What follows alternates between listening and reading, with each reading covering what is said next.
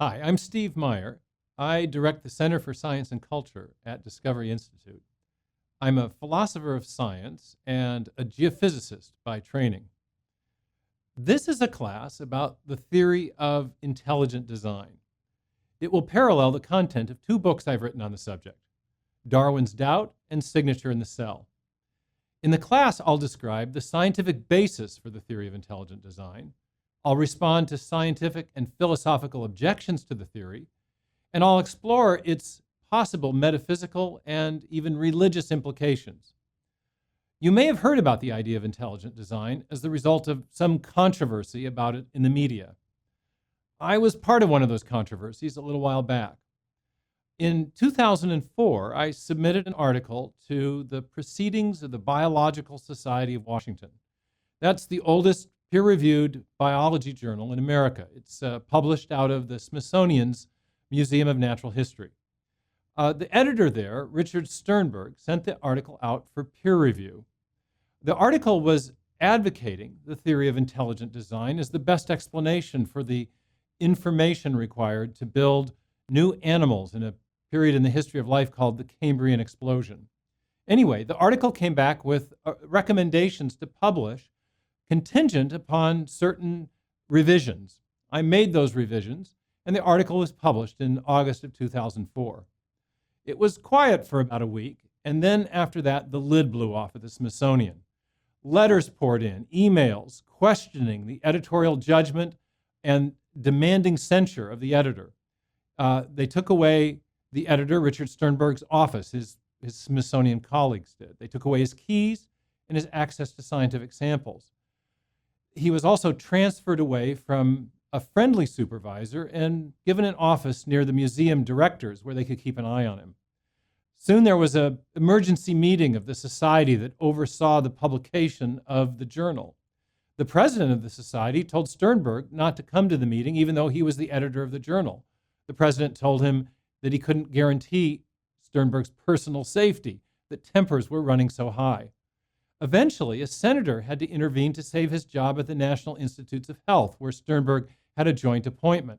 Apparently, people from the Smithsonian had pressured the NIH to fire Sternberg. Eventually, he was demoted and he left the museum when it became apparent that he really couldn't get any science done there anymore. Now, the irony of all this, according to the Wall Street Journal, which covered the story, was that Sternberg wasn't even the heretic. The heretic, they said, was that guy Meyer out there in Seattle, referring to me, the author. Now, in addition to the Wall Street Journal's coverage, the story was covered in the Washington Post, on NPR, and in most of the science press. It was hugely controversial, and it was one of the first controversies about the theory of intelligent design that made it into the press. Unfortunately, this isn't an isolated case. I've had other colleagues who have experienced censure or abridgment of their academic freedom because of their advocacy for the theory of intelligent design. Here's a more recent story that illustrates the same point.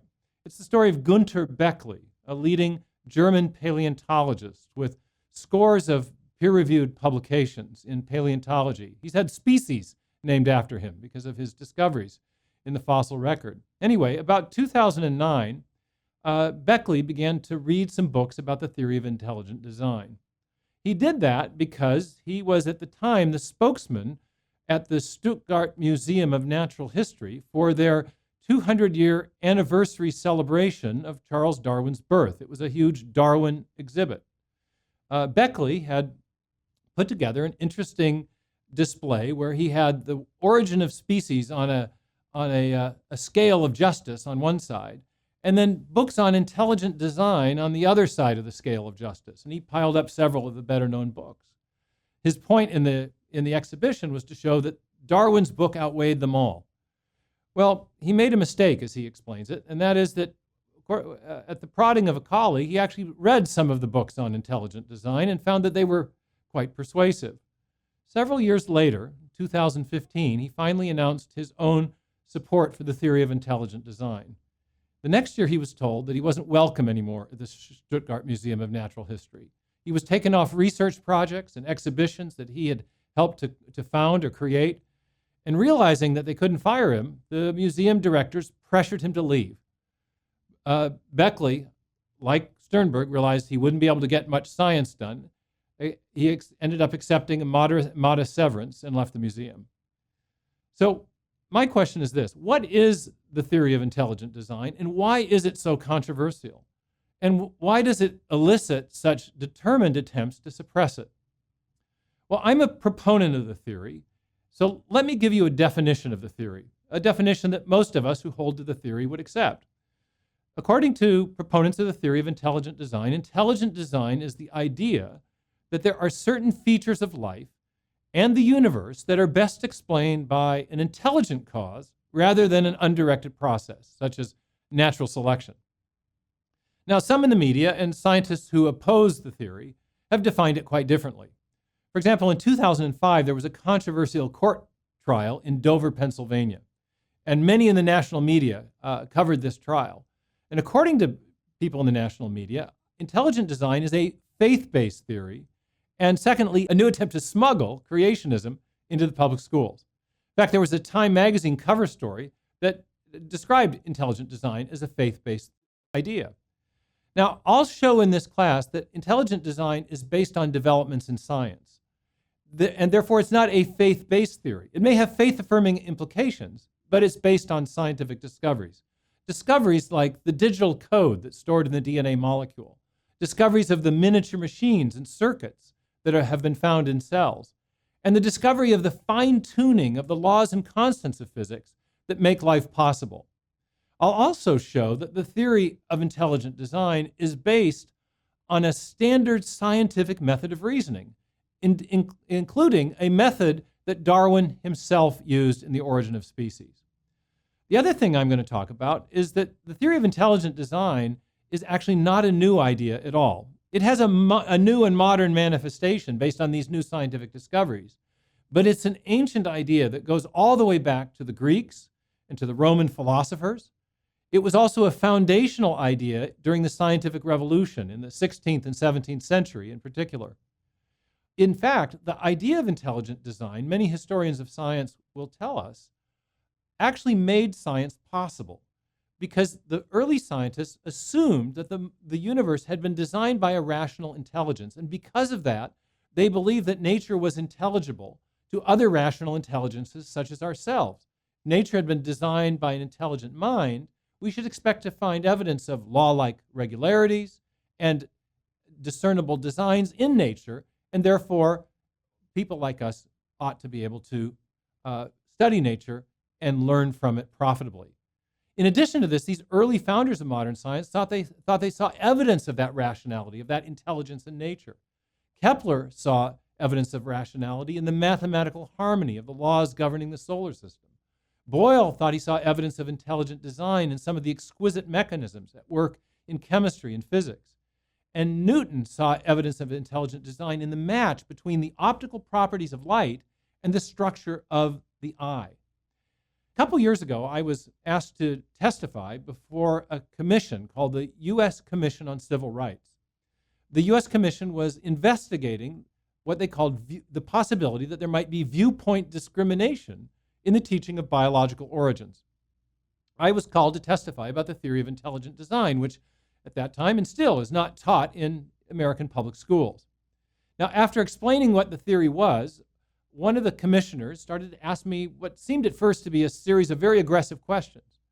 But then he kind of took a little more sympathetic tone and asked me if my theory wasn't actually quite similar to that of the theories of Johannes Kepler and Robert Boyle and Sir Isaac Newton, the early scientists who helped get science going.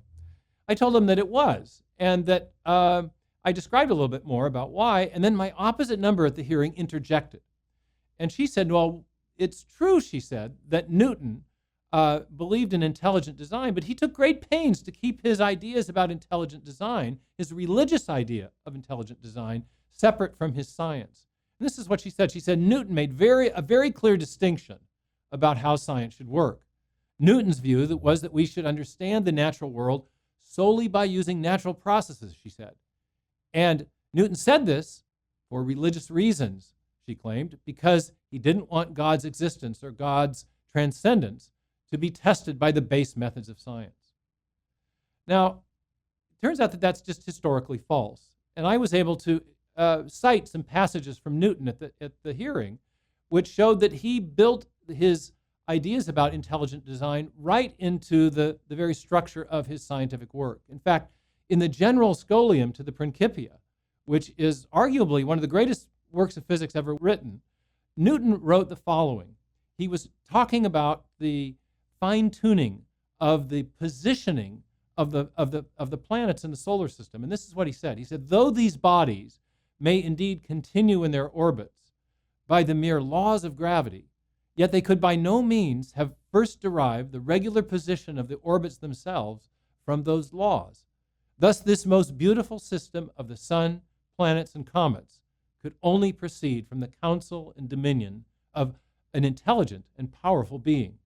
Now, in the hearing, I was able to paraphrase a bit of that quote to make the point that Newton didn't separate his science from his ideas about intelligent design. He made arguments for intelligent design right in his scientific works, in the Optics, and then again in the Principia, which was, as I mentioned to the commissioners, one of the greatest works of physics ever written. So what happened then to the idea of intelligent design? Why does it appear that so many scientists today regard it as controversial if it was so central to the foundation of science itself? To answer that question, we'll need to know more about what happened in the 19th century. And we'll need to know more about Darwin's theory of evolution by natural selection. And in particular, how he attempted to explain away the appearance of design in living systems without invoking an actual designing intelligence.